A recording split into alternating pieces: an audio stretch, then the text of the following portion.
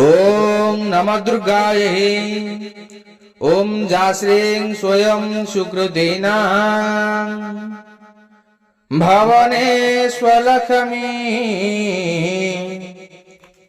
पापात्मनं कृतधिया हृदये सुबुद्धे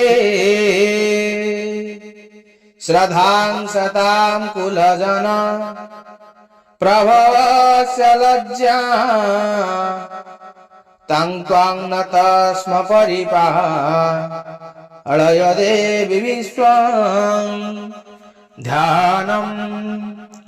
ओम अक्षस्रकपरशृङ्गदे सुकुलिशं पद्मं धनुष्कुण्डिकां दण्डं शक्तिमसिं च चरम जलजं घण्टासुरभाजनं शूलं पाशसुदर्शने च दधति हस्ते प्रसन्ननां सेवे शौर्यभमर्दिनीमिह महालक्ष्मी सरोजस्थितां सेवे शौर्यभमर्दिनीमिह महालक्ष्मी स्वरजी स्थिताम्।